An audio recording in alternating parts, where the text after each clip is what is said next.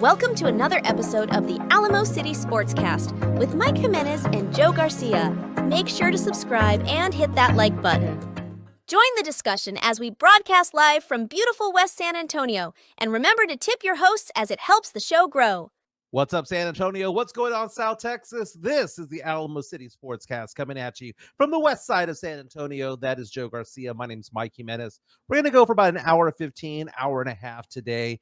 You know what, Joe? I called it. I had someone reach out to me yesterday saying, Jimenez, I cannot believe you called the election. I didn't say he was going to win. I didn't say it was going to be Harris. I didn't say it was going to be Trump. What I did say was that it was going to be a landslide either way, that somebody was winning big. I had a hard time believing that it was going to be like 50-50, go on for 3 or 4 weeks. I was like, no, someone's going to win that election that night. And you could tell by 7 p.m.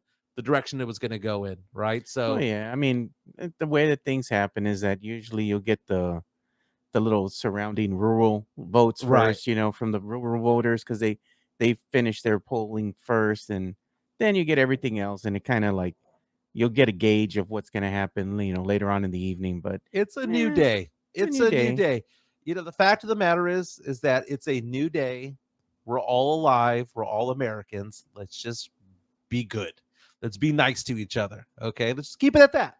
Keep it at that. People were not nice to me yesterday on Twitter. There's this one lady who went after me.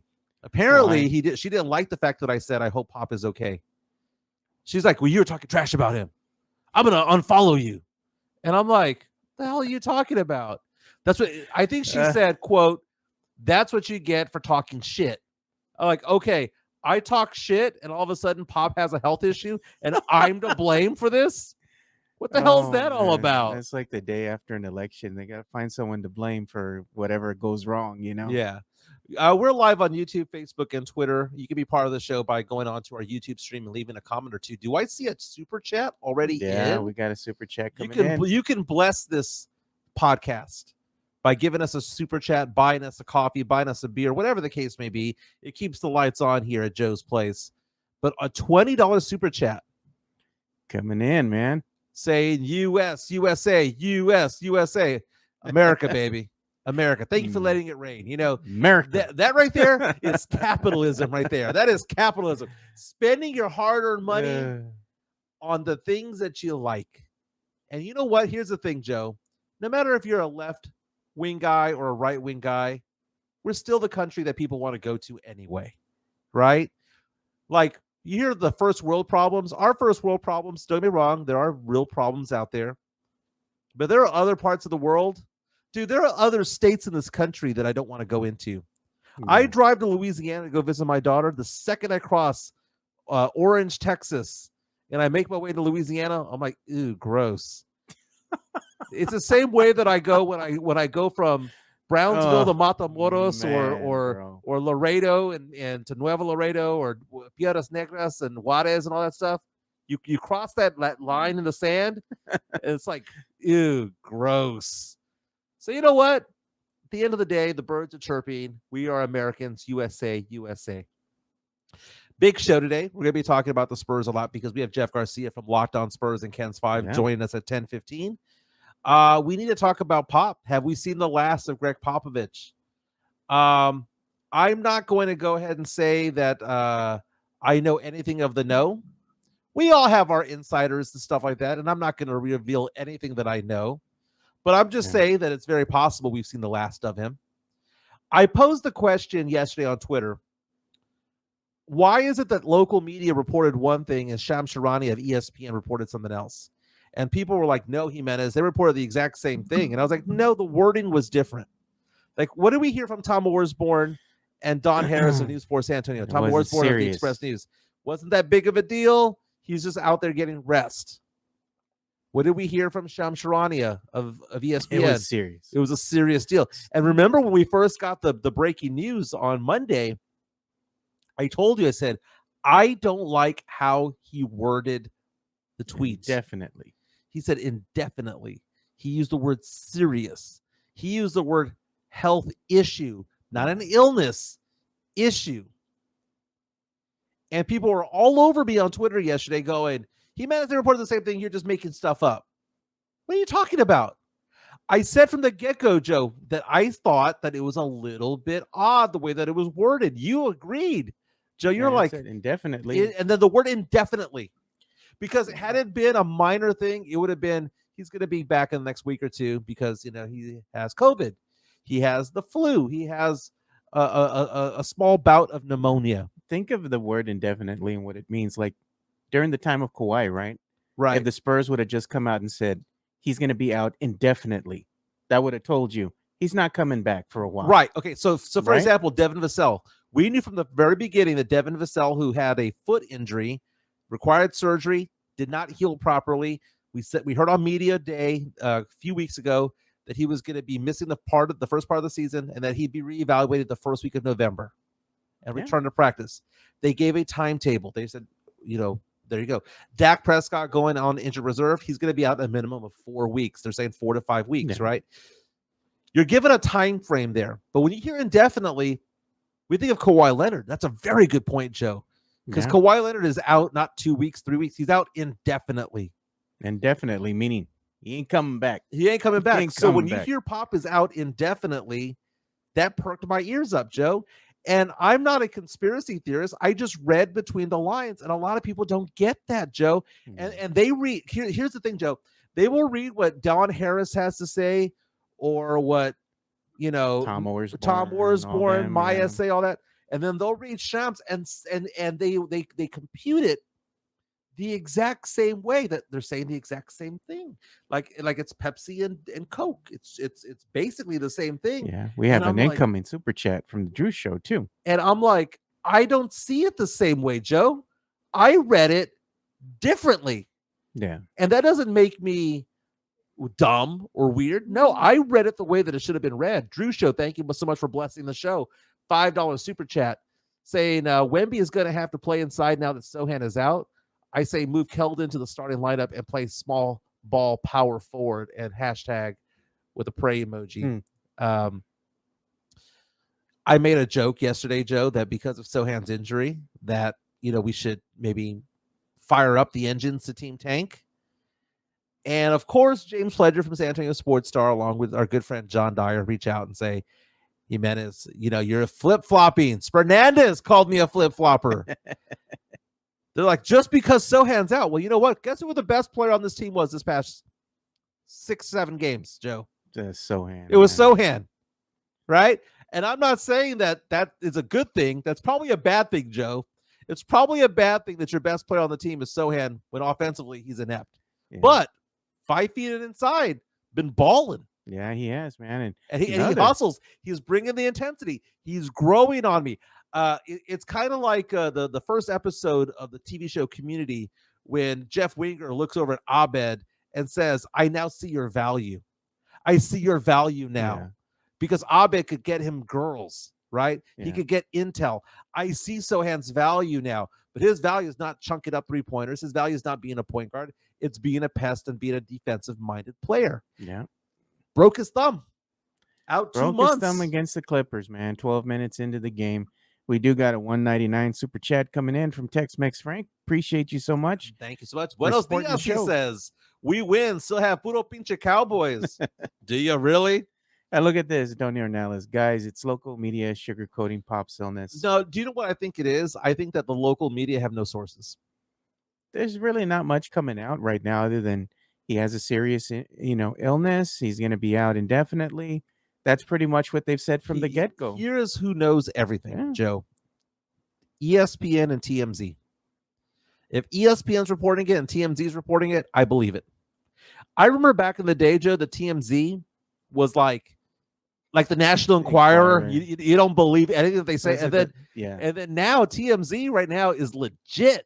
They have everything, man. They're the ones who first reported Diddy, punching and kicking his girlfriend in that hotel back in the day. Yeah. Had the video and everything. Look at what this is an interesting comment here from Black Bucket. Name I haven't seen before. Welcome to the show, by the way. For coming, and giving us some of your time in the chat there. And it says the local media gets spin from the franchise. Sham has inside sources, very different. And it's those inside sources that revealed what is actually going on. The Spurs have not revealed. I've heard from the wind from a couple of people that have told me what they said happened. And I believe what they said happened. Okay. Is it a life or death situation? What I've been told is that it's not life or death. It's just serious. It's serious, but serious enough where we may have seen the last of Gregg Popovich. Okay. Not because he's going to die, right? I'm not envisioning there being a funeral 3 weeks from now. But from what I've been told by multiple people, that's a serious issue. But because I have no clarification, I'm getting it hearsay. I'm not going to say anything. Yeah. It's not my job or Joe's job to throw things out into the wind when it's just hearsay. Yeah, got another $2 super chat from the Drew Show. He says, update the meter. It's November. Yeah, I gotta zero out the balances. You gotta zero out the balances right there. But here's the thing, man. Sochan being out is a big deal because he's the only one in the starting five that brings fire on a daily basis. Don't get me wrong. We see Wemby go out there and ball out every other game. We see Chris Paul look decent offensively every other game. Harrison Barnes every other game. I would say that you get 2 up games and 1 down game from Julian Champagnie. That one I might sign an apology form for later on in this season. But the Spurs are back in action tonight. They're on the road, down the road in I-10, taking on the Houston Rockets. Rockets favored to win that game. They've split the 2 games that they played here at the Frost Bank Center. I'm looking forward to see who's going to be the starting 5. Yeah, do you bring Keldon to the starting lineup, as the Drew Show said? Do you start Stephon Castle in this whole situation? Do you play small ball? I think what they're going to wind up doing is they're going to have to go ahead and play Stephon Castle, and they're going to have Keldon with that second unit because that second unit needs balance, man. And that's what Keldon brings. Keldon does bring some balance, but I'm looking at that Rockets roster without a Jeremy Sochan. They're in trouble. They need a defensive presence. And who do you think plays better defense, Keldon or Stephon Castle? Castle does. There's your guy. But here's the problem, Joe, is the size. I get that, man. Because Steven Adams, I know he's coming off the bench, 6'11". Dylan Brooks starts, may not bring everything offensively, but he plays bigger than the 6'6" that he is. You take a look at players like Jabari Smith Jr., power forward at 6'10". That guy is big. We saw him up close, Joe. Şengün at 6'11". Jock Landale gets a lot of minutes at 6'11". Jeff Green gets a lot of minutes at 6'8". Amen Thompson, second-year player at 6'7". This is a big, tall, bulky team. Terry Eason out of LSU at 6'8". And when I was at the game the other day, and I was blessed enough because of SeatGeek to get good seats down low, you see the size difference between these 2 teams. You put Keldon, even Stephon Castle, who's 6'6", he's 6'6", but he's not a bulky 6'6". He's a muscular 6'6", but not a bulky one. You see Wemby out there who might be 7'4", but he's a hieroglyphic. He's super skinny. Even though he's gained 10, 15 pounds of muscle over the year. Yeah. You see other players out there, Champagnie and whatnot, they don't match up in size. Yeah. Update real quick. Yeah. Jeff said that he's going to be coming on at 10:30. No problem. Thank you for alerting me. Yeah. You see the Spurs go out there, and there's a size difference, and there's an intensity difference. And Sochan was the only one who brought intensity. I fear the Spurs are going to get worked tonight. Well, we're going to see, man. There's an interesting comment that just came in here, and I kind of liked it, dude. I like what they were saying. Look at July 26th. He says, Sissoko may be called up for defense because that's what Sochan had. Yeah, but Sissoko is even worse than Sochan when it comes to offense. People are talking about the injuries the Rockets have. Let me go ahead and verify that. Oh, we do have one out. Steven Adams is out with a knee. But he doesn't really get a lot of run, man. Yeah, Terry Eason and Dylan Brooks are both listed as questionable. Dylan Brooks has an illness, not an injury. Terry Eason is day-to-day, but should be able to play tonight. So no Steven Adams. But I do expect Dylan Brooks to be out there. Yeah, but maybe he ate some bad carne asada or something. Dude. I know, man. If it's San Antonio. Joe, Sochan's injury is a big deal. And it's funny how people are reaching out, Joe, to both of us and also on our YouTube stream saying that there's a big flip-flop going on when it comes to my opinion of Sochan. It's not a flip-flop. Pop and now Mitch Johnson using Sochan the way that I want him to be used from the first place. You know, So I like this version of Sochan, Yeah. even though he's out for 2 months.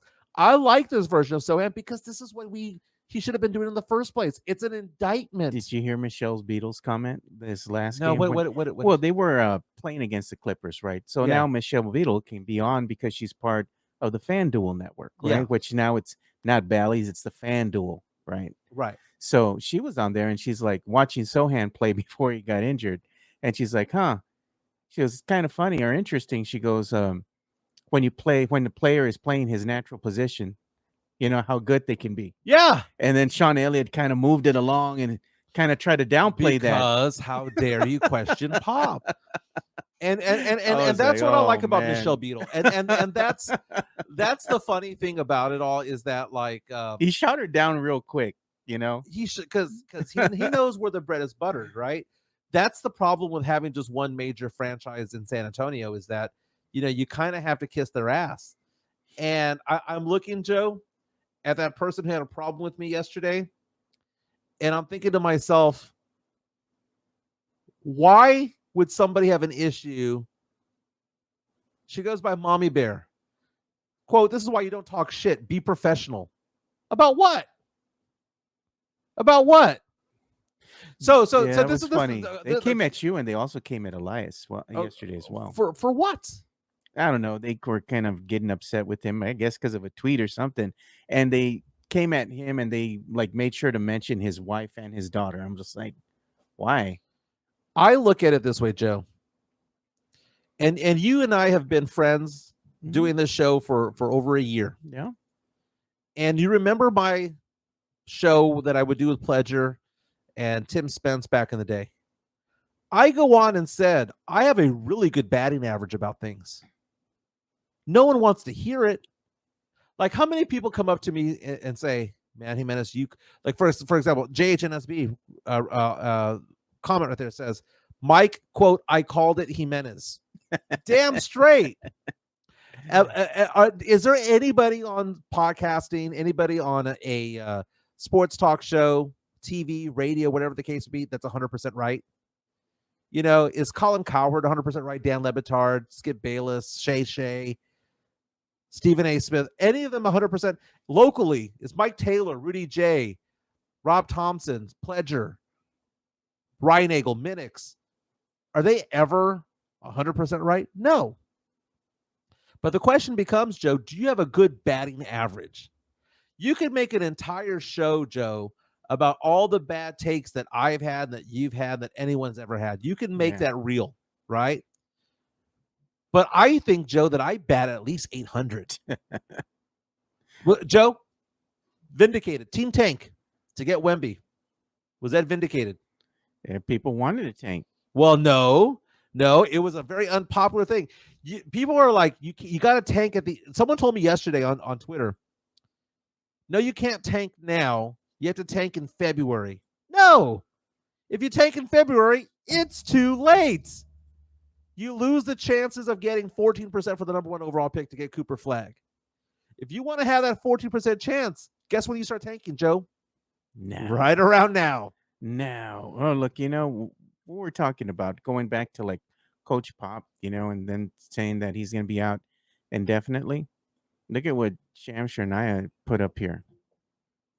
And I'm not going to play the audio. I'm just saying, this is something that just was put out there by NBA Central, but this is from a little excerpt of an interview that they were doing with Shams. And look at how they word this. Chris Middleton is still out indefinitely per Sham Shania, right? Right. They said the same thing about Coach Pop. And they go on to say he has yet to be cleared for 5-on-5 scrimmage. Team officials have recognized that this thing is taking much longer than they anticipated. What is this telling you? He's going to be out for quite some time, right? That's the phrasing, right? When you say indefinitely, there's an issue. Doesn't mean next week. Doesn't mean a couple days from now. It means for quite a while, And as Sham said, he goes, there's great level of concern around the situation. He says, Sam Salinas reaches out and says, that's why he doesn't have his own sportscast, because he's always right, is what he says. because people would say, Sam, I'm tired of you winning too much. No one's 100%, dude. I'm not 100%. But Joe, I'll tell you what, though. Here are some of my bona fides, Joe. Team Tank for Wemby, right? Get Stephon Castle at number 4. How about this? Don't draft Bryce Young. Don't get that pick. Go after CJ Stroud for the Houston Texans. I was right about that. I was right about Pop being too old to coach this team. I was right about a lot of different things involving the Spurs, involving the Cowboys. Remember, Joe, what did I say? 7-win team? Well, I said I didn't even know there were going to be 7 wins. 7-win team? No, he has 12-5. They're making playoffs. And what did I say? No. This team is not making the playoffs. No, I had said that too. Right, but you and I were in the minority when it came to that. A lot of the Cowboy fans were like, "No, they're gonna make it. They're gonna make it." And like this team, we had said, "What did we say? This team ain't it. This team ain't it." But what ends up happening is that people look at you, blast you, and all that stuff, blast me for all this, and at any point, do you think they'd come around and go, "God, man, that dude Jimenez, he was right." They never do. That's what Seth was saying. Sochan shouldn't be point guard. Oh, no, Jimenez, he's going to learn these dribbling skills that's going to help him. You know what? He's going to get better at shooting the 3. And what's the most controversial take that I've had over the last 2 weeks, Joe? Wemby can't shoot. Yeah. Oh, look, we got a $2 incoming super chat from Matt Lerma here. Appreciate you, Matt. Appreciate it, brother. Saying Spurs got to get a W tonight after the LA debacle. Spurs are up 40-14 at the end of the first quarter. And as Lerma says, that was a debacle. The Spurs blew a massive lead and then got run out of the gym down the stretch. 26-point lead, man, in the first. Went bye-bye really fast. I don't see it, though. I think the Spurs are going to work tonight. I think the Spurs are going to lose by 18 tonight. Give the points if you're betting in Vegas, man. July 26th saying he had him at 35 points. Do we need to revise, Joe? The over-under for the number of wins that the Spurs are going to have this season? Because no Sochan for 2 months is a big deal. He's arguably the first or second best defender on this team. Some people say that it's Wemby because Wemby's 7'4" and gets 9 blocks like he did in the last game. I would argue man-to-man, just talent-wise, Sochan's probably the best defender in the league on the Spurs team. Wemby is a great defender because he's 7'4", right? Hell, I'd be a pretty decent defender at 7'4", Joe. You know? If you're taller than everybody else, you're going to get some blocks. But when it comes to actually skill level on defense, that's Sochan. He can guard the 1, 2, 3, and 4. So now the Spurs who we were saying are going to be on track for what, 34, 35 wins? Does that get revised downward? I still think it's about 30, 35, 32 wins. It's 25. No, 35, Joe. 32, man. Joe. No, man. Joe. Not looking at you. Joe. Not looking at you. Joe. No. Joe. No. Look at me. No. I'm the captain now, Joe. Look at me. Look at me. No. Look at me. You say Look at 20. me. You know Look what? at me. Let's write it down. This is the time. 25. All right. This is the day and time that we're going to write down right And I hope it's not that way because I want Mitch Johnson to do well because 10. I don't want the Spurs to like 29, give up on Mitch Johnson. 11, 6. 24. Mike says, how many? 25 wins. 25. And don't you be revising this by saying Jimenez at 18 wins. No. 25. We have it on tape. We have it on tape right now. 25. Here's another hot take, Joe. Wemby will not hit 30% from 3 this year. He's not going to hit 30. He's going to have a lower. Chris Gonzalez is out and says 32 wins. Wemby, Seth is trying to place a bet with me. He says $100. We get more than 25 wins. 30% field goal shooting, right? That's what you had with Wemby? Yeah, he'll be around 30%. 30%. Okay. He's at 22 right now. Garrett coming in from the Netherlands saying that the Spurs are going to go for 40. They're going to go for 40. They ain't going to get 40. I'm sorry. You take Sochan out of that was a bad team to begin with. You take Sochan out. Again, Spurs fans were excited because we were 3-3, right? We were 3-3, looking at a potential 4-3 record. That was not a 500 team, Joe. You take Sochan out, it just becomes a worse team. I think that's something I have to work on in the weekend. Little flying chunkla that comes across the screen when they say you're flip-flopping. Dude, it's evolution, baby. It's evolution. The chunkla. Yeah, so I'm looking at I'm trying to see if they've updated the number of wins that each team is going to have. Right? Yeah. It has to have been downgraded, right? You can still bet on this. You can still bet on the Spurs being under 35.5. Did you see no something Sochan else? for 2 months? Yeah. Dude, I'd bet the farm that the Spurs don't get 35 wins. Did you see what happened too? Yesterday night, during the elections and whatnot. It's official now that 39 states here, it's illegal now. I'm not legal, but legal to place your sports bets now. And unfortunately, Texas is still not one of them, man. Ooh, look at this, Joe. Look at this. I'm on FanDuel right now. Yeah, what did they say? Let's show the screen. You can bet the Spurs under 35.5 wins, right? But you're going to get odds of minus 128. You know what that means, Joe? That means everybody's betting the under right now. That means all the smart money has gone to the under. You're actually getting positive odds of plus 104 of the Spurs winning 36 or more. This is waving the white flag. This is a casino, a sports book going, waving the white flag going, we ain't going to give you decent odds on this. So what that basically means, Joe, normally on a bet like this, you bet $100, you win 95. Here, in order to win $100, you got to bet 128. You have to give the casino the sports book odds because they're not going to remove the number. They're just going to lower the odds. So this is Vegas's way, a sports book's way of saying, you do realize, Spurs fans, this team ain't going to win a lot of games. And the Spurs fans are now, like that singer Dido back in the day in the 2005 era, I will go down with this ship. It's what, 30, 32 games is what you're saying? 25. No, man, not that low. 25, dude. Oh, hold on. Book it. 25 wins, man. 25 wins. And you know what? That's not a bad thing. We go for Cooper Flag at this point, right?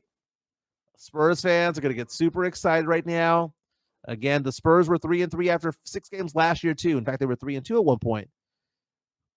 All right. We got Jeff coming out. All right, he's coming in hot, dude. We need his intro. All right. Let me get that ready. But he's coming in hot, so he's only going to got about maybe 10 minutes or less. 10 minutes a lot. All right. So yeah. we'll get right down to the nitty-gritty, baby. Yep. We're going to get down to it quick because he ain't got time to He ain't playing around. To BS, baby. Not today. Not today. All right. So here he is. Bringing him on now. And what did you want? Oh, we got to hear the Money Bag song, dude. Here comes the money. Here we go. Money talk. Here comes the money. Money, money, money. Dollar bills, y'all.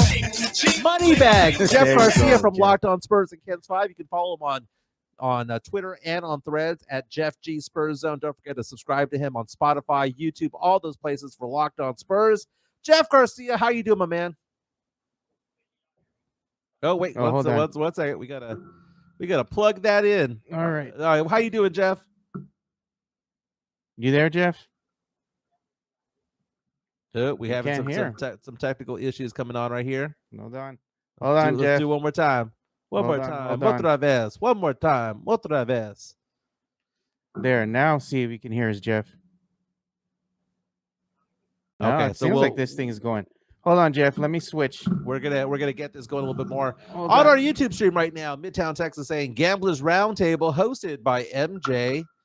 Got some money bag emojis coming in from July 26th. There, Jeff. Is that better? Drew Show coming out and saying Cooper Flag has yet to play a game of organized D1 college ball, but yeah, let's tank for him. You got to tank for somebody, though, right? Because right now, if you take a look at the players that are available in the draft, remember we talked about the fact that last year's draft, the 2024 draft, was a bad draft. There wasn't going to be any superstars coming out of it. Maybe some good players. Maybe Stephon Castle turns into be a good player. We're talking about the Rockets tonight. Spurs play the Rockets tonight at the Toyota Center there in Houston. Chances are we're not going to see Reed Shepherd. Reed Shepherd was drafted number 3 overall above. Hello. There you go. There he is. There we go. Yeah. So Reed What Shepherd. I missed. So real fast, I'll make a point about Reed Shepherd. Reed Shepherd. This is how bad the draft was this year. Reed Shepherd drafted number 3 overall? Might not even sniff the court today. That's how bad the draft was this past year. So that being said, we have Jeff Garcia Moneybags from Ken's 5. at Jeff G Spurs on Twitter and Threads. I don't know if you've been listening to the show at all today, Jeff. I have. But minus the sports books are looking at the Spurs and that 35 win total going, you do realize it's going to be the under. I'm saying the Spurs are going to win just 25 games this year at my off base. I'm going to go still with that 35-ish mark. I think they'll still get it. With Sochan out 2 weeks? Yep. You got Devin Vassell coming back. You got Trey Jones coming back. You see a spike in minutes likely for Castle. So although the defense took a hit, but your offense is going to get a boost. Look at especially this. with Devin Vassell coming back. Jeff, we got another $4.99 super chatting coming here from Tony Ornalis. And he says, put it on the board, Jeff. Remember this moment.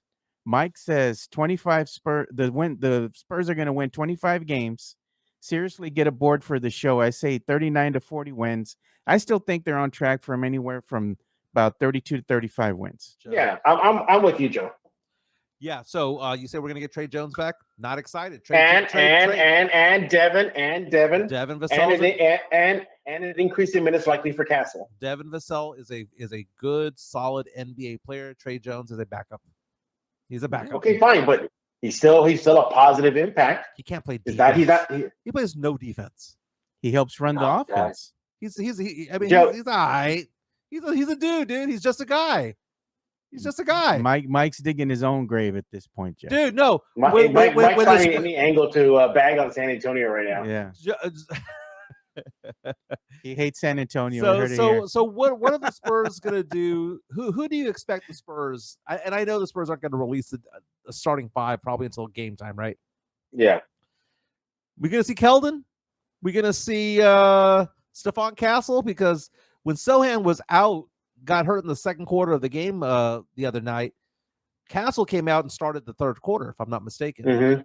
Do you think we're going to see Stephon Castle start his first game? Would you be surprised if he starts his first game in the NBA tonight? No, wouldn't be surprised. Look, the Spurs took a hit on defense, so bring in one of your better defenders. It just makes sense. And a guy who's going to create some offense as well as getting to the paint. Seriously, I asked this the other day. Is he a rookie? Are we sure? Have we done a test on him to make sure he's a rookie? Why are you so excited by him?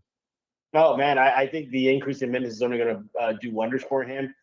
Get more acclimated to the game, to the NBA, to the Spurs, to his teammates. He is close for me to say he's plug and play. Mm-hmm. He seriously is. And, overall, I just like his aggressiveness to the rim. I like how he conducts himself, the poise on the court. He can hit and one on a 4-point play, and he'll walk away like nothing happened. I love that even keel approach he brings. Mm-hmm. So I think this is going to be great for him. Stephon Castle, by the way, his stats. It's weird watching him play because he reminds me so much of Jeremy Sochan in the sense that you see that they belong. Yeah. But that the stats are kind of deceiving in a bad way. I love Stephon Castle. I think he's an excellent player. I want him to do so well. Like I got his jersey, for crying out loud, the second they signed him, right? Yeah. But you look at his stats. He's averaging 6 points per game, which I'm fine with. Almost 3 rebounds, couple of assists. Shooting wise, we knew that he wasn't that great of a shooter coming on in, but we saw that the form looked okay. But shooting 31% from the field, which is bad, and shooting just 12.5% from 3, which is awful. Even the free throws are at 58%. He's got to do something to show that he has some sort of offensive game. What I like about Castle is that I don't see him being hesitant. I just don't see the shots going in. But that's going to give it time. Yeah. Just give it time. I'm not giving up yet. I'm not selling the stock yet. Yeah. In fact, I'll buy more stock because I see him looking more like an NBA player. He doesn't look intimidated out there. No, he looks very poised. Not at all. He told me to start the season. I spoke to him earlier in the season, and I was shocked when he told me that the game's already slowing down for him. Yeah. After preseason, I was like, "What?" And my face in the media room was like, "You sure? Did I just hear you say what I thought you just said?" Yeah. But look, he's gonna hit his rookie wall. It's gonna happen. They all go through it. Who knows? Maybe Wemby hit his sophomore slump early in the season. He's broken out of it. These things just happen. So, the grind of the NBA season will hit him, and just like it hit Wemby. Every rookie, that came before him. So exercise patience, but there's a lot more upside with the increase in minutes. Like, you don't want to see Sochan go down. Seriously, he was having a breakout season. I had said if he kept this up towards the middle of the season, he had to be in the MIP discussion. He had to be. Hey, Jeff, I was going to ask you a question too. We're talking hypotheticals here for, I guess, starting lineup for tonight's game against the Rockets. Do you really think that they're going to go ahead and maybe give the nod to Stefan Castle and insert him in the starting lineup? Yeah, Now that I Sochan's think out? so. Okay. Yeah, I think so. I think it's going to go that way. Yeah. So You still want Keldon off that bench. Yeah, that's what I was saying to Mike. He brings balance to that second unit, so I think they're going to still stick with it. So Jeff, we have Mitch Johnson on the bench, and a lot of Spurs fans aren't familiar with him. Mitch Johnson, 39 years old. Young. He played 4 years college ball at Stanford, so he played for a Power 5 team. Was in the G League for a while. Was an assistant coach for the Spurs, the Austin Spurs, from 2016 to 2019. Has been on the Spurs bench since 2019, so he's not new. 5 years with the Spurs right now. This is his third time as the interim coach, because he was first an interim coach back in 2021 for a brief period. So now we see him in charge of the team, and I'm not going to go into the whole speculation about what happened to Pop. When the Spurs make that announcement, they make the announcement. Local media, national media doing two different spins on it all. Yeah, I know you're going to make a point right now. Can I just bother you real quick? Yeah. I'm lost in all that. Why is everybody saying this local versus national thing? What did I miss? I think the thing that you miss is that I think the local media downplayed it as, he'll be back pretty soon. He just needs some rest. I see. Yeah, because like Tom Mooresborn of the Express News, Don Harris of News 4 San Antonio were both like, he's fine. He's good. He just needs some rest. Whereas Sham Sharani of ESPN has been like, this is a serious health issue. And we're not going to speculate, because I know that you have your sources. And I do. And I know that I have people that are kind of in the know as well. But I'm not going to speculate it. I mean, I have hearsay knowledge, which might be completely false, because in law, hearsay doesn't hold up in court. So I'm not going to speculate. But what the point I was going to try to make, though, was about Mitch Johnson. Do you think his coaching style deviates at all in any way from what Gregg Popovich was doing on the bench? Well, you already saw a little bit of a difference in that first game when he's his interim head coach. Mamu got in early. Mamu got in very early. Hopefully that'll spread the floor. And if he keeps that up, I think that's a good move. I don't know. I think if the sample size is way too small, way too small. We got to see. I don't know how long Pop will be out, but let's just pretend he's out for a week, like a full solid week of NBA games. Like 7 straight NBA games. That's what I mean. Yeah, I was going to say, speaking of out, Jeff, one of the things that I was going to ask you with Coach Pop's absence, which is big there for the team, Jeremy Sochan also missing time because of his fractured thumb. Now he's going to have surgery. How do you think this is going to affect the team moving forward? And more importantly, I know that you just released an article here, and you were talking with Dr. Ryan. So what's the typical recovery time for all this? Yeah, Dr. Ryan McCorkle, for those who are not familiar with that name, he is our, on Locked On Spurs, we go to him for all things medical related to the Spurs, NBA in general. I texted him last night. I said, hey, I'm pretty sure you heard. What's the deal? And in his opinion, he believes that this will, at minimum, set him back, Sochan, 6 weeks. That does not include the rehab afterwards. That's just simply to recover from the surgery and in that cast and everything. He says the most optimistic outlook that he can give is 3 weeks. He goes, that's not uncommon, but I believe he probably tacked on an extra 3 weeks because the Spurs are going to spur. They're going to, all right, doctor said be back in 3 weeks. Well, you're going to be out for another 3 more weeks. So he's projecting that. So I'm going to have him on Locked On Spurs hopefully soon to break it all down more so about what's going to happen to Sochan. But just a brutal blow. I mean, the Spurs defense, I think that was not getting a lot of attention to start the season. I mean, they were locking people down. You hold the Wolves to barely a little over 100. The Wolves with Anthony Edwards. They were, the defensive rating was top 5. Their loose ball recoveries. They were top 5.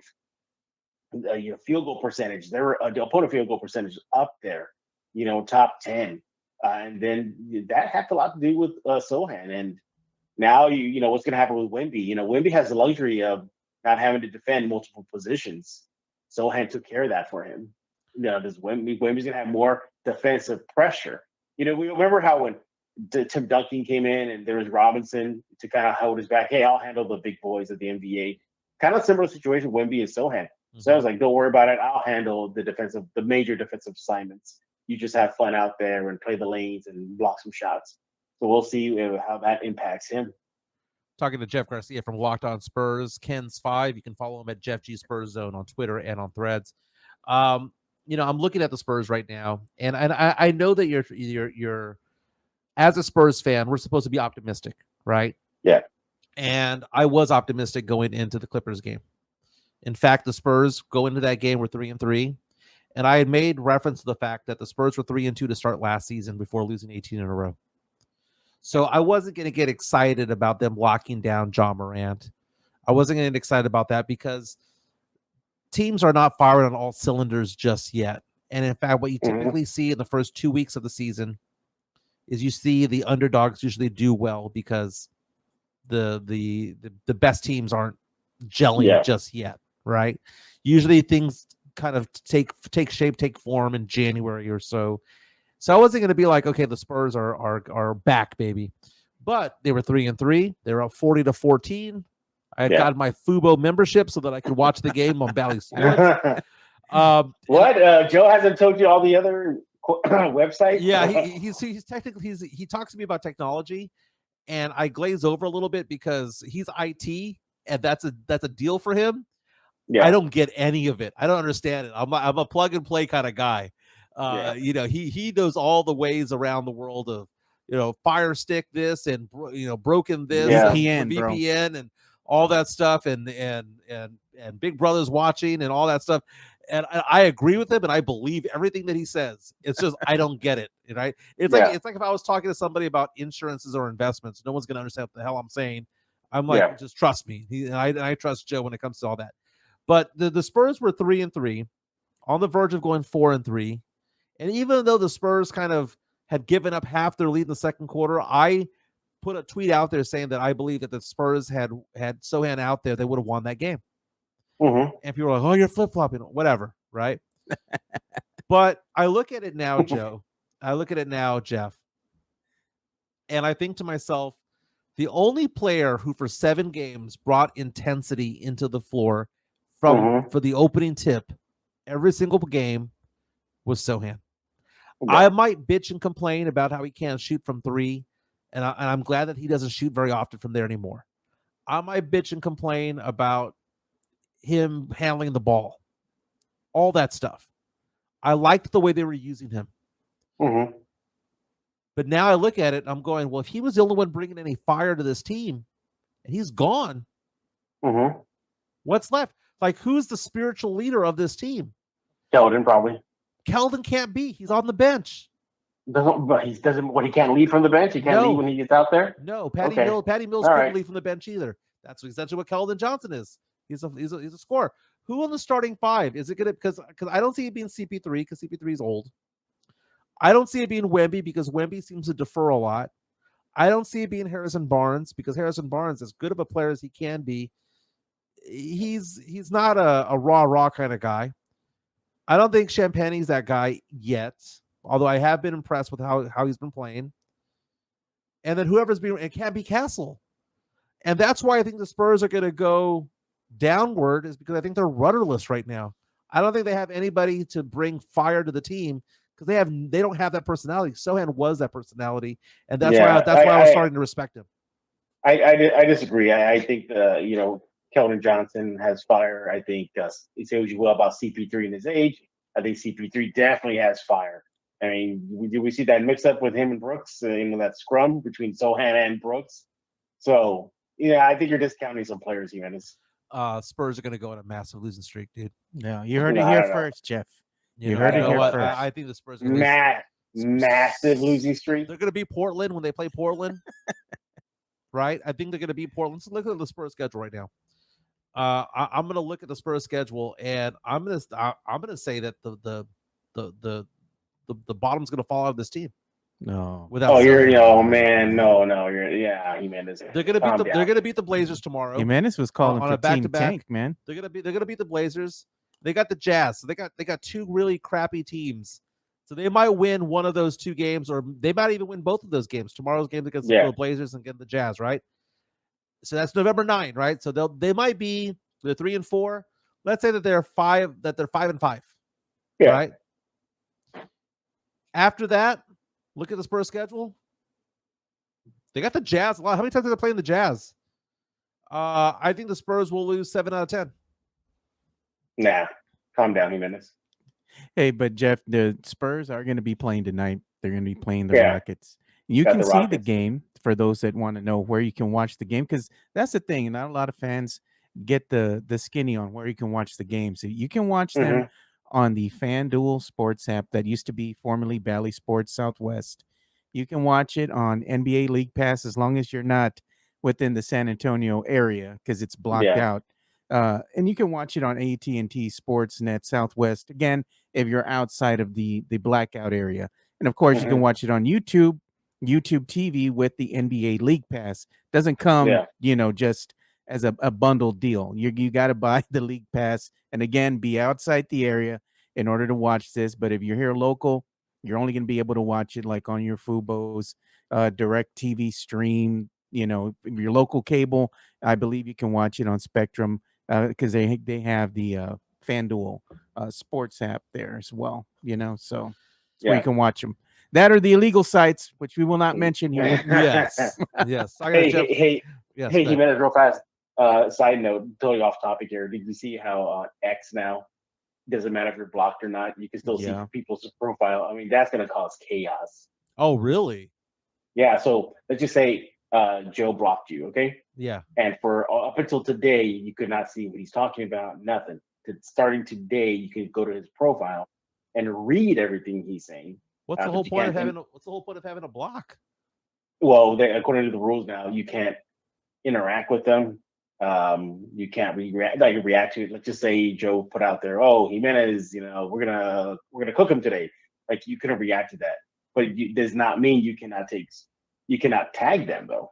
So let's just say you saw that, you could be like, "Hey, Joe, I saw what you said about me behind the block." Yeah, you know what's funny to me, Jeff? That nowadays the thing is to screenshot somebody else's comment or whatever that you didn't like from a person who blocked you, right? Before you couldn't see their profile. And they would go ahead and retweet that, and they would put the screen capture, right? The screenshot. Yeah. And they'd be like, "Oh, this guy's garbage, blah, blah, blah." I'm like, why don't you just add him? Like if you're going to talk bad about somebody. You can do that still, even though you got the block on you. Yeah, and exactly. That's what I'm saying. Like, why don't they add them instead of like, okay, you can now see the profile, so you could get the screenshot. You could add them. You could retweet whatever it was. You don't have to do the screenshot per se no more. But why not just add them if you got a problem with them? And now that you can see, people that you block can see your profile, I got no problem with it. I don't talk crap about people on the X, and I'm just posting sports news or whatever else, that I'd like. I mean, if people take issue with it, they take issue, but I don't really care. People taking issue on Twitter is a funny thing, Joe. Did you hear that it's because because of me, Pop got a health issue? I heard that on Twitter yesterday. Somebody got mad at me on Twitter saying they didn't say that they blamed me. I said something to the effect of, "I hope Pop's okay," but blah blah blah blah. Right? I don't know what I posted. I said, "I hope Pop's okay," blah blah blah. And then someone says, "Well, that's what you get for talking shit." What the hell does that mean? Stretch. That is a complete stretch, by the way. Yeah. Hey, so I noticed also, by the way, that Joel Embiid got himself in trouble. Joel Embiid suspended 3 games for shoving a reporter. Jeff, I gotta ask you a question, because you've been in locker rooms for a long time. You've talked to a lot of players. Has anybody ever, and you have to say who they are, has anyone ever given you beef? Giving me beef. Or looked at you sideways? I would say Draymond Green did one time. What else? security for LeBron James did one time. Oh, really? Yeah, it was. I was in New York and I traveled to Boston for the Eastern Conference Finals, Boston and Cleveland, Mm-hmm. and that's when Cleveland and James they clinched the Eastern Conference. So I'm in the locker room, the visitor locker room, and I see LeBron smoking a cigar. I think he was smoking. Well, a player was smoking a cigar. I don't remember who it was. And then everybody's huddled around him, but it's LeBron, so I'm kind of stuck in the back. I didn't get there early enough. And the trophy's right next to me, the Eastern Conference. I'm looking at it, I'm smiling. There's people I know, buddies with. We're laughing. Security thought I snuck in. They thought I was not. They thought I was, and they were like trying to escort me out until they saw the badge. So I had issues with that. What else? Not really beef with Draymond. It wasn't beef. It was just more. He looked at me sideways because, I don't know what happened. It's one of those nights where my brain wasn't working, and I kept on. Instead of saying Stephen Curry's name, I was saying Stephon Curry. I don't know why I was saying Stephon. Mm-hmm. And Draymond kept on saying, "Who?" I said, Stephon Curry. He kept saying, "Who?" I go, "Your teammate, Stephon Curry." And then he looked at me sideways, and he goes like, "You sure about this? His name?" And I was like, "Oh my god, I don't know why I was saying Stephon. I don't know why I was saying." Maybe I had a premonition that Stephon Castle would come to the Spurs one day. But so again, it wasn't like a sideways thing. It was just more like, hey, you sure, correcting me, thing. Let me think. Rajon Rondo one time, kind of snapped. He had a snap, but we were in MSG and he was with Team USA, and Team USA was practicing. And I had been warned from Boston media. He was with Boston at the time, like, hey, be careful when you talk to Rajon, he could be kind of grumpy, kind of snap back at you. Well, I must have caught him on a good minute because I was the first one to ask him a question, and he was very interactive, very nice. In my head, I'm thinking like, what's all this saying? Like, he's cool. There's nothing wrong with him. And then I did a follow-up question, and that's where the Rondo came out, and he kind of snapped at me, kind of like, kind of stupid question is that, So that was cool. That was not cool. No, but people are bringing. I'm kind of going through memory lane. I remember one time, twice. The two moments, kind of cool moments I had was one in New York City, again, Team USA, sitting with Derrick Rose on the sidelines at their practice gym, and he's just showing me all his sneakers that he has in his duffel bag. And it's all we're talking about, sneakers. No interview, no, this is for an article. Just him and I just chilling out. And then I remember interviewing Kevin Love at Team USA, and then all I remember is hearing sneakers squeaking, like squeak squeak across the court. But it's getting louder coming towards me, and apparently I was lined up with a lot of cones that the players use to practice their dribbling, and it was Russell Westbrook. He didn't body me, but he kind of leaned his body into me and spun off me, and to continue his cone practice. I had no idea I was in the path, but he just saw me as a cone. And he moved around me. It's funny, Jeff. I'm going back in time. I think the only professional athletes that got mad at me were Spurs. No. Look at Midtown Texas's comment. Ask Jeff if anyone has ever thrown a phone at him, like Greg Simmons throwing a phone at me back in the day. You were an intern. Yeah, I was a producer at the time when Greg Simmons, when I was a producer at his with him. He's produced one of his shows. I was also an intern at one point, but then I was also a producer. He threw a phone at me, and it wasn't. Why did he throw a phone at you? Oh, we would get into heated fights at that station, back in the day. It was very much like Anchorman. Yeah, and he threw one of those phones. It's those big 1 foot by 1 foot phones where you have to like get your like two middle fingers from the back and lift it up. It had the cord attached to it. He threw one of those at me, so he had to disconnect it to throw it at me. But that was funny, man. That was funny. I'm thinking. I always wondered like why these anchors, like the way in this case like Simmons, like those guys head of the department, get so angry. Because I've heard other stories of other anchors in San Antonio like get to that level. I'm like, over what? Like, what are you not crying about? Okay, first of all, there's a back in the day, back in the 90s, early 2000s, being on TV was a big deal. Don't be wrong. We if Steve Spriester walked into HEB, Steve Spriester from KSAT cannot go to HEB and not get recognized, right? Greg Simmons can't go anywhere in San Antonio without being recognized. But back in the day, it was elevated even higher, right? I was a TV news reporter for 8 years, and it's there's a certain intensity to the there's a certain intensity to the deadline. If you're a print journalist and you miss your deadline, no one's gonna know that you missed your deadline. Yeah, just you and your boss. If you're on sports talk radio and you mess up, you just cover the mic for a couple of minutes and then you just keep talking. Like I would mess up on the radio every once in a while. I'd misread a commercial or I'd misread. It happens, right? And you just move on. When you're on TV and things are melting down because certain tapes aren't in or certain video is not there, they punched the wrong video, whatever. You're on an island by yourself and everyone's watching the meltdown and they're blaming you, even if you had nothing to do with it. So there's a certain type of stress level that those on TV have. And it's better now because I think they have a lot more technology to kind of, I'll give you an example. I remember back in the day when you had linear tapes and you would record the video and they would have me as a designated runner because I was skinny back then. I would run from the editing booth to the control room, which is probably about, 50 yards. And I would run to the newsroom, coming through with the tape. And I'd run to the control room and I'd throw it to the guy in the control room, or I'd put it in myself, hit play, and Greg Simmons would start talking over the video. There's a certain stress level that comes in TV news that back in the day wasn't there. But I'm thinking about like athletes that I pissed off over the years. I remember pissing off Duncan when he was a rookie. Tim Duncan when he was a rookie. It was either a first-year player or a second-year player.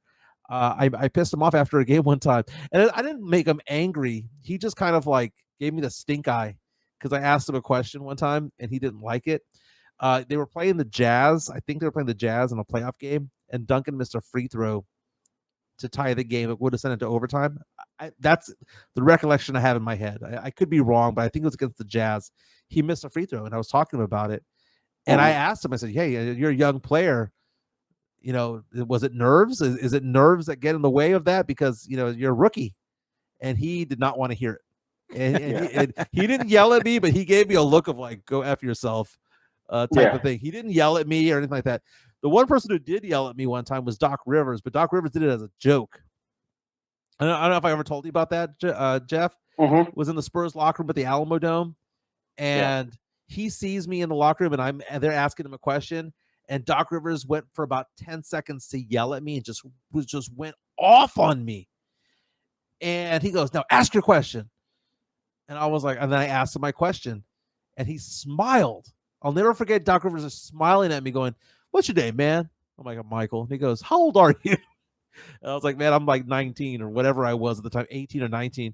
And he goes, Doc Rivers goes, dude, I'm just letting you know, it'll never get worse than what I gave you right there. Welcome to the NBA.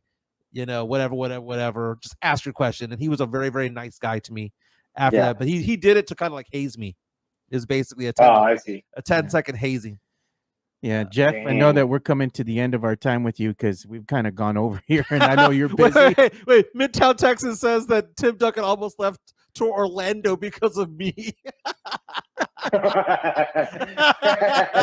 the quote of the day. That's the quote of the day. That's a good one. That is a good Jeff, one. We're gonna have to put that on the X. Jeff, before we let you go, what is your prediction for tonight's game? Because the spread, I believe, is 8. Yep. Are you think the Spurs are going to win or come within 8 points, or do you think the Spurs are going to 6.5 point spread? Do you think they're going to get within the 6.5 point spread or win? What do you think?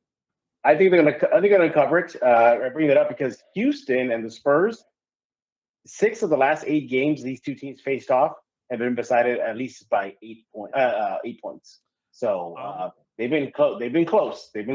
Joe, go on record. Go on record. What do you got tonight? I got the Spurs to win. I got the Rockets winning by 18. No, man, I got the Spurs. Rockets win by 18 tonight.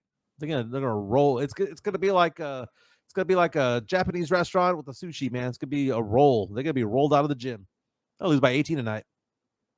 Damn, man. That is You Jeff got Garcia no from faith. Locked On Spurs and Kens 5. Don't forget to subscribe. Spotify, wherever you get your podcasts. Where else can we find you, Jeff? Locked On.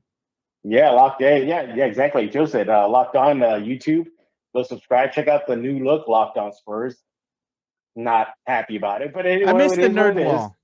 I missed the nerd wall too. Yeah, I miss it. It had a few people, Joe, that came on before it went down, Yeah. saying like it was like almost like its own character. It It was like was. its own thing. Like it had a little more. There was some charm to it. Now it's technology based. I feel like Drago, who's training in the technology room instead of outside in the woods like Rocky. Jeff Garcia has 5,470 subscribers on Locked On Spurs. I remember just like, I don't know, 3 months ago, was it 4,500? Dude, you're killing it, dude. Thank you, brother. Thank you, brother. Ask for a raise, baby. You deserve it. That's Jeff Thank you. Garcia from Locked On Spurs and Thanks. Kens Talk to y'all 5. later. Y'all Thanks, be good. Jeff. Uh-huh. Very nice. Very nice. Jeff is a good guy, dude. Does a fantastic job. He was talking about briefly about Joel Embiid. Now, people were mentioning, I know Sith was reaching out to us saying that, the columnist that Joel Embiid pushed had referenced the son who had passed away, and I believe like another family member, brother who had passed away of Joel Embiid in a recent column. And the question is should he have done that? And the answer is probably not. Shouldn't have, but again, too, You don't push it. You don't push. should reporters be saying things like that as well? No, I mean I get that. You know, I get that. But the question is, that doesn't give Joel Embiid, who towers over 99.9999% of the world, the right to push anybody. yeah. But again, too, I respect where he's coming from, because just like on the X, social media, and all that, people can say what they want to about me. But if you start bringing my kids, the wife, something like that into that, we're going to take issue. I'm not saying it's right. Yeah. I'm saying that the columnist was probably wrong. Yeah.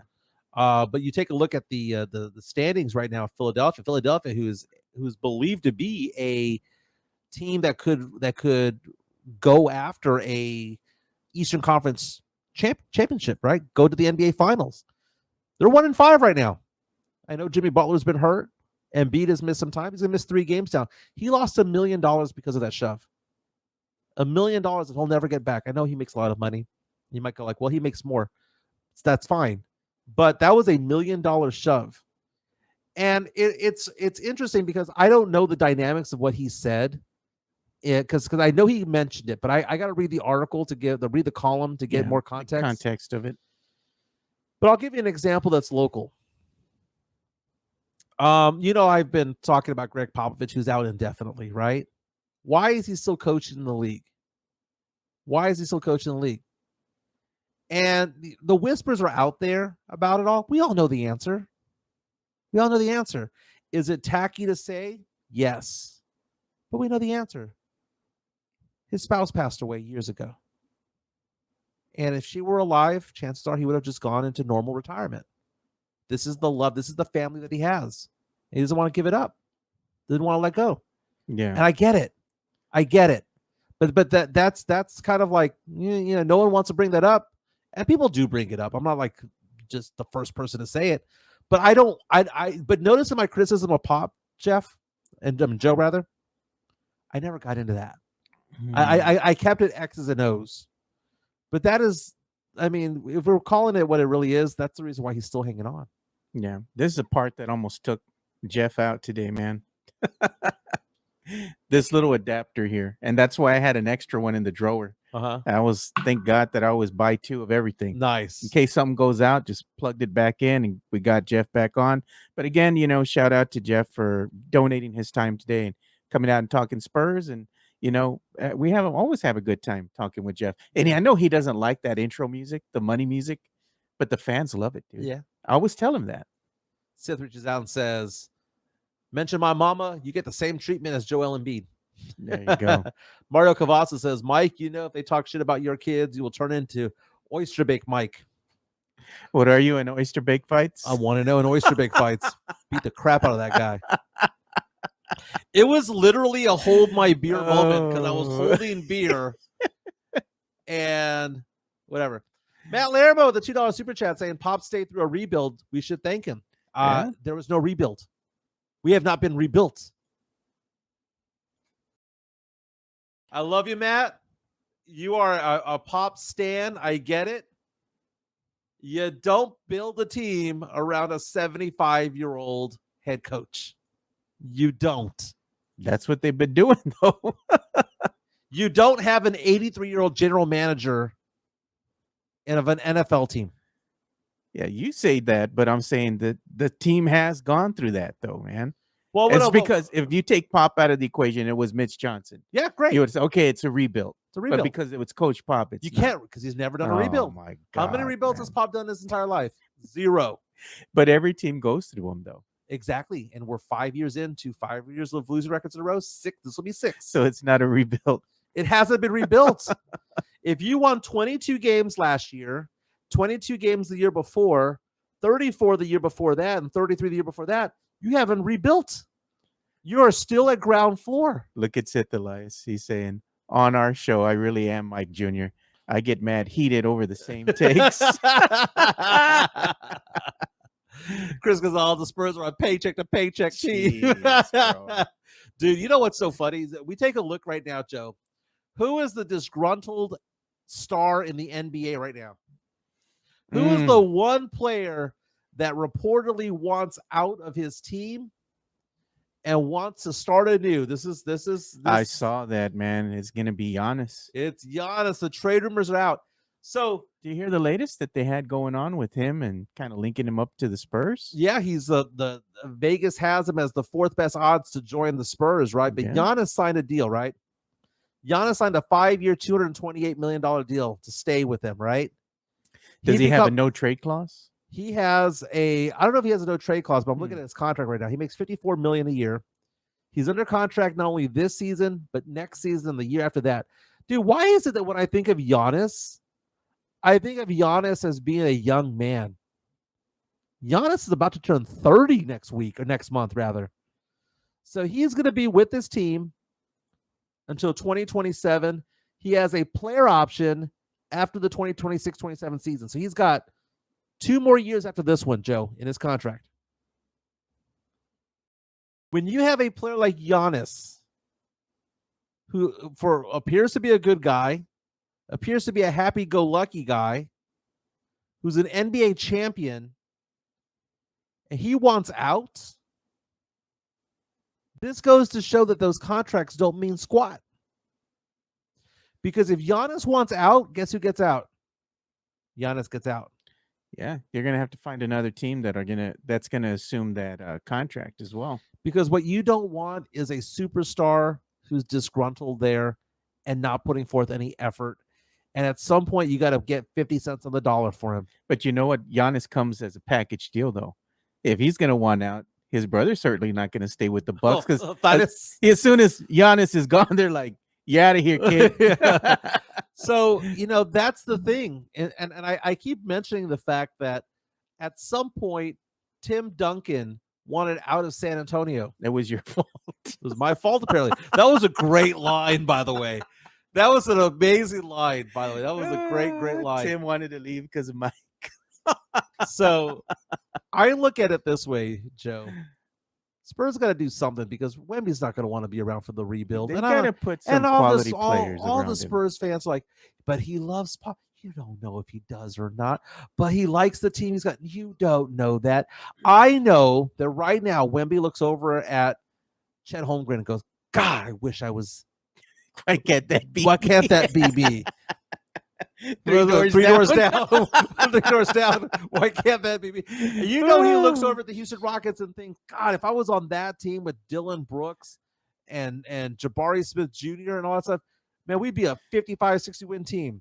But who's he hanging out with? Champagne, Zach Collins, Keldon Johnson, Booty crumbs, Trey Jones. Man. Who's he hanging out with?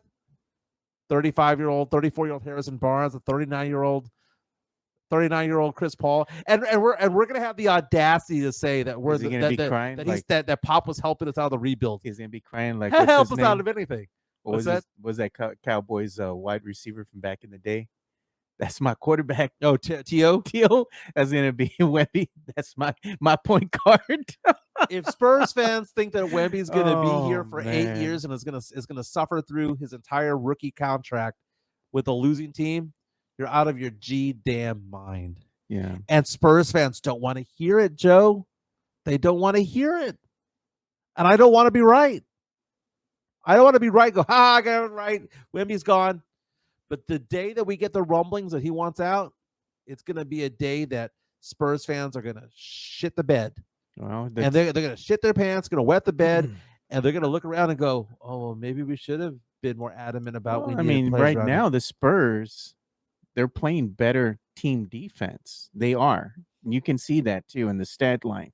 And you're looking at the standings. I think now they're up to like 3rd or 4th in the league and playing team defense. They've gotten a lot better compared to last year.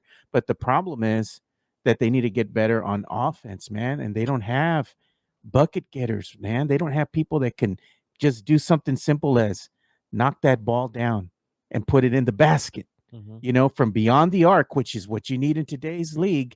You need to have those consistent jump shooters. You have to have those consistent guys that can hit an open three. The Spurs miss a lot of uncontested open threes, and then the opposing team is knocking down these uncontested threes because the Spurs just can't get out and defend the wing. That's boom. I mean, no lies detected on any of that. They have no one. They have no one to shoot. They need bucket getters, man. They need people can shoot. I mean, Wemby can't shoot. Wemby can't shoot. Castle having a hard time shooting from 3. And that's why you rely on a Champagny. That's why, Sochan couldn't shoot either from 3. The Spurs have a 1980s roster out there in the year 2024, along with Wemby. So if you have an 80s roster out there, then use Wemby like Ralph Sampson. Use Wemby like Kareem. Maybe he's not Kevin Durant. He might have cheered for Kevin Durant and might have won. Dude, you're 7'4". Go down low, catch the damn ball off the glass, be Duncan, don't be Durant. They don't want him to do that. They want him to play in the paint by not his back to the basket, but facing the basket straight up. And then the problem is that they're not getting him the ball in areas where he's comfortable getting a really nice shot open. Because what's happening is you've seen the scouting reports. The teams have seen the scouting reports, and what are they doing now? Yeah. They're taking away those spots on the floor that he likes to be at, putting in a smaller, more mobile defender on him, making it hard for him to get his shot up, can't make his way to the basket. They knock the ball away from him, frustrate him. They're getting him out of his comfort zone, and they're also getting him out of his rhythm. Right. And it's hard for him to get going. He's going to have to look at other ways to get his shots to make those points, and that's the thing that happens as you had your rookie season. Teams have the tape on you now. Dude, so they know how to scheme against you. We're 4 months away from something happening. We're 4 months away from the All-Star break. And Chet Holmgren is going to be an All-Star. And Wemby, as of now, I know we're 7 games in, doesn't deserve it. Well, I think Wemby will play better. I'm just saying. Wemby might, and what happens if Wemby gets voted in as an All-Star? Because again, it's a popularity contest for the starting 5. He is a superstar celebrity that doesn't match the performance on the court. I know he was 1 block away from a triple-double. Okay, yeah. But again, you got to play offense as well. Shooting 42% from the field, 22% from 3, averaging like 7 attempts from 3. Why? I don't understand. Yeah, man. Averaging 10 rebounds per game. Don't get me wrong. He's 19 points, 10 rebounds, and 3 assists and 4 blocks. But look at what he's doing. That's a good player. Yeah. But that's a good player, and that's interesting stat lines, especially with the blocks. Here's the thing. Wemby's a good player on a bad team. And look at what's happening right now by Yahoo Sports. Total blocks this season. Wemby is up there in the top 4 in the league right now with 3.9. Yeah, well, he's 3.9. Comparing that to other teams. Yeah. They're basically saying that he's getting more blocks per game than all these teams, right? And is that because of skill set, or is that simply because he's 7'4"? He's 7'4", and the thing is that I believe that also has to attribute to his skill set because he can play He good puts himself in defense. position. He can play good Okay. defense, you know. But the problem is, he's just on a team that really hasn't figured out quite how to use him effectively yet. And the thing is And when I don't know if that's going to I happen. have a man. hard time believing that other teams would have had a hard time. I have a hard They would have time given him the believing basket. They would have lobbed. You know what? You're 7'4". they We'll would have throw it up I think there. other teams would have coached him better. Yeah. I think other teams would have gotten better players around him. And I'm so tired of hearing the phrase Spurs core. Yeah. They would have put Mamu out there with them. They would have said who it I wish as much attention was given to Wemby that was given to Sochan. I almost feel like if you look at the way that the Spurs seem to be coaching up these players, like they give more attention to Sochan, who's out for 2 months now with a broken thumb, than they ever did with Wemby. It's like they focus so much on him when they should have been focusing on our quote unquote generational talent. And I'm not saying that they can't do both, but it just seems to the outside looking in like what they were trying to do on the court was more about Sochan than it was about Wemby. Everything should be about Wemby. Whoever's the head coach of this team in the future, because by the way, FYI, if we've seen the last of Gregg Popovich, I will tell you this much. This is his last season. He ain't going to coach past this season. He ain't. Do I think he's going to come back onto the court at some point? Yeah, because like Cypress Hill sang back in the day, he ain't going to go out like that. He ain't going to go out like that. Yeah. You want him to come out there and you want him to coach his last few games and or try to finish the season or whatever the case may be. I want that, right? Yeah. I don't as much as I don't want Pop to be the head coach of this team anymore. I don't want him to go out this way. Yeah, at least have another game or so. He needs to have a send off. He needs to be cheered off the court. He needs to have his moment. And even if that's him coming back and doing the last 2 or 3 months of the season, fine. Yeah. But I will bet anything that Pop ain't coming back next season. Yeah. Well, because you can't. Yeah, I was going to say, let's pause real quick and give some love to MCS General Contracting, and then we'll come and give some love to Los, to Locked On Spurs. MCS General Contracting, more than 30 years of combined experience in concrete placement. They are the best in the business, honest pricing, high quality work. They get going on house foundations, driveways, concrete patio decks. If you want to extend the deck, extend the driveway. If you're a business and you need to put together a slab, a parking lot, or other concrete placement services or sidewalks, reach out to MCS General Contracting at 210-774-9155. They're confident in their skills, so give Chris Leha over at MCS General Contracting a call at 210-774-9155. And thank you for being a sponsor of this show. And how hard is that concrete there, Joe? It is diamond hard. And you know what? MCS General Contracting also powers the chat that you boys use every day. So make sure you give them a call at 210-774-9155. Dude, it's already 11:25. Yep, it's moving, dude. That's moving, dude. We got to give love to the Los. And we started the show at the time. Yeah, give me some love over here. Yeah. We have my number is 210-508-0369. Give me a call if you have any questions about, your retirement accounts, or you have questions about insurances. I've been in business since 2005, or I've been licensed in 2005. I restarted my business back during COVID. I now manage over $16-17 million worth of investments. If you include all my insurance assets and whatnot, it's about $30 million. Love doing what I do. I do it in a t-shirt and shorts half the time, but then I get dressed up for the suit. If you have questions about your retirement accounts, 210-508-0369, you can roll over to me. I can take over IRA accounts, annuities, sell you a life insurance policy, disability, whatever you need. If you have a small business and want to provide benefits to your company, I can do that as well. 210-508-0369. And yeah, we can talk sports while you meet with me. Yep. So let's also give some love to Locked On Spurs. Locked On Spurs is your daily Spurs podcast, hosted by Jeff Garcia, the lead Spurs writer for Ken's 5 San Antonio. Jeff has a healthy plethora of guests all the time on the Locked On Spurs podcast. You can also follow Jeff on threads at Jeff G Ken's 5 SA. You can also follow Jeff on Twitter at Jeff G Spurs Zone. So make sure you go ahead and give Jeff a follow, not only on Threads and Twitter, but also on YouTube at youtube.com/@Locked On Spurs. This is where you're going to be able to find the replay of the Locked On Spurs podcast. Make sure to like, subscribe, and share. That's right. Thank you to Jeff Garcia for being on the show. By the way, the Washington Commanders just got stronger, Joe. Jeez. We talked about the fact that the Lions got a Pro Bowler to Mhm. shore up their defensive line because they have Aiden Hutchinson's injury.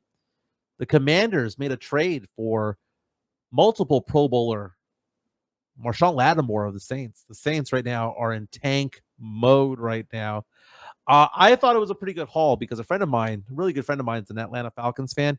He got pissed because he's like, he thinks his Falcons might make a run. Kirk Cousins looking really good out there.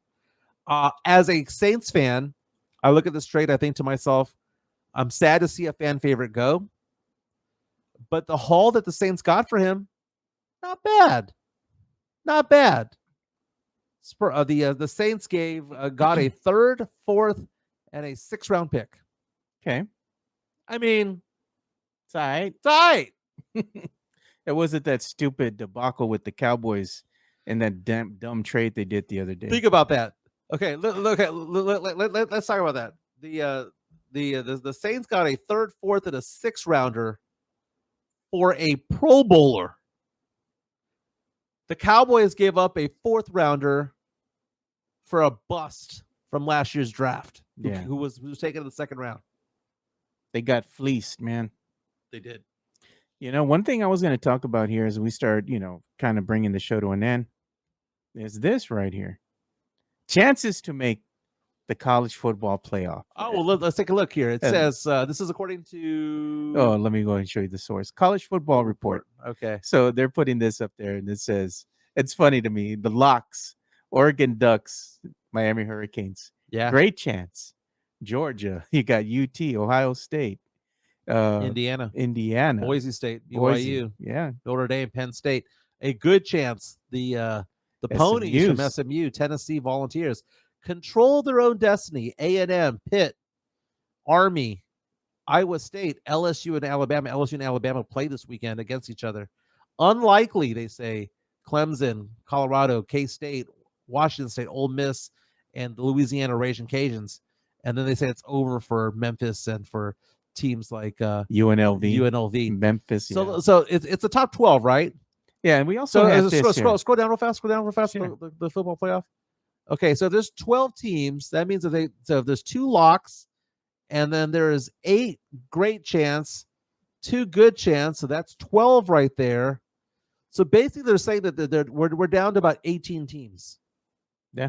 For the last 12 spots. You're going to go through a bracket is what you were doing. Is that what you're showing me? So this is what they were showing earlier on TV. So this is the first bracket that they've actually shown. Oh, wow. Okay, so it says, according to ESPN's the All-State College Football Playoff Predictor, the projected bracket right now has 4 teams having buys, right? Yep. That's Oregon, BYU, Miami, and what's the red team? Georgia. Okay, so Miami, Georgia, BYU, and Oregon getting the buys. But this is great, Joe. They have Boise State taking on Ohio State. I mean, you've got the Buckeyes who are not strangers to the playoffs, going up against Genty, the stud running back from Boise State. They would have Indiana, who's a surprise team coming out of the Big Ten, taking on Tennessee, who's a surprise team coming out of the SEC. Very good team, yeah. Bama against Texas. I like this one, dude. And you know what? And if LSU beats Bama, it'd be LSU, Texas. Yeah. And then they have Notre Dame against Penn State, 2 of the old school blue bloods when it comes to it all. So then you'd have an Elite 8 of, say, BYU taking on, I don't know, maybe Ohio State. Yeah, it's going to be the winner at this point between Oregon against Tennessee. You'd have maybe Texas against Miami. You'd probably have Notre Dame going up against Georgia. Dude, I love this, dude. 12-team playoffs, legit. This is a good bracket, man. And again, this isn't like they said it's set in stone. It's projected. And this is the first projected bracket that you've actually seen on TV, So I'm like, all right. So Joe, week 10 of the NFL gets going tomorrow. Yeah.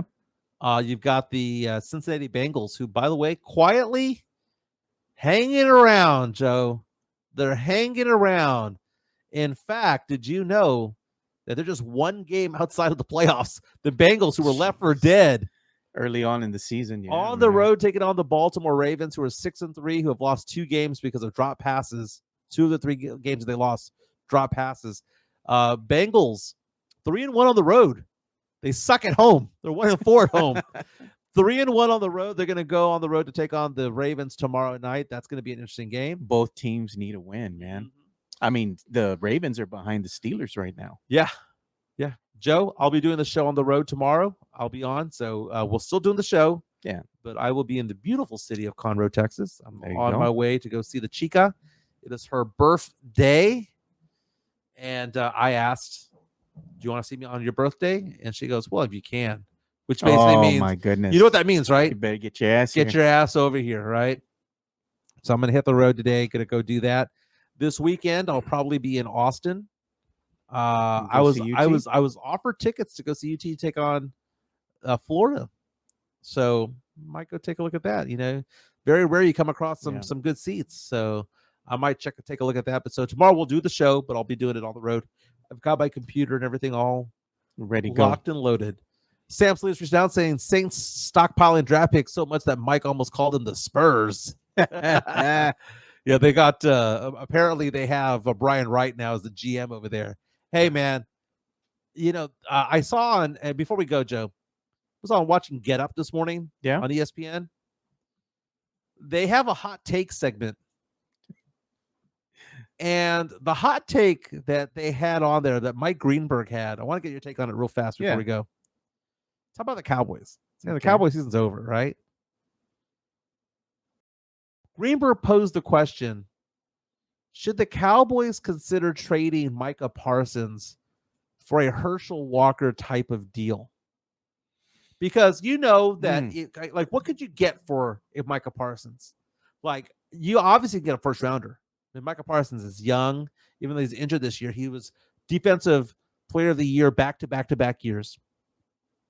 Young guy. This team is obviously going to be going through a rebuild. This team ain't getting better. They're going through a rebuild. If they offered the Cowboys 2 firsts and a 4th, would you do it? You're the Cowboys, and you're seeing that your team is in dire straits right now. Mm-hmm. And they give you a good deal for Parsons. I think Cowboys got to go ahead and take that deal. I wonder what his trade value is, though. I mean, it's minimum first rounder, right? The problem with Parsons is that he gets hurt too. Yeah, you know, not always hurt, but he does get hurt. Did you see Parsons last week do that podcast? Oh man, that guy, dude. Tell you, man.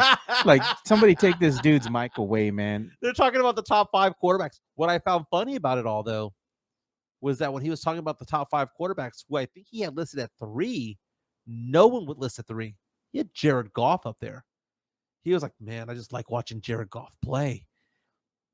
That's the funny thing about it is that we take a look at players like Josh Allen, we take a look at players like Lamar Jackson, and they're flashy, they run the ball and all that stuff. Yeah. But really, you know who wins games more often than not? The pocket passer. Purdy. The Tom Brady's of the world. Mahomes is not a running quarterback. He's a quarterback who can run, but Mahomes ain't going out there and running the ball. When was the last time we had a running quarterback win a Super Bowl? Because I can't think of one. Well, Cowboy fan said was the last time they saw Dak run. He ran and pulled his hamstring. And now he's on injured reserve. He's done. Apparently, he's going to be going on injured reserve for 4 games. Yeah. But this was a fun show. Don't forget to subscribe to us. Hit the like button on the way out the door, by the way. And we will update our super chat goal and our subscriber numbers for the month. We are in November. UTSA basketball is up and running. Thank you for mentioning that. Sam Salinas, Carl Schoening, and Devin Brown doing the call. Very, very nice. Everyone have a fantastic day. I'm going to go hit the road. I'm going down I-10 on my way to Conroe to see Homegirl. There you go. We'll be back tomorrow.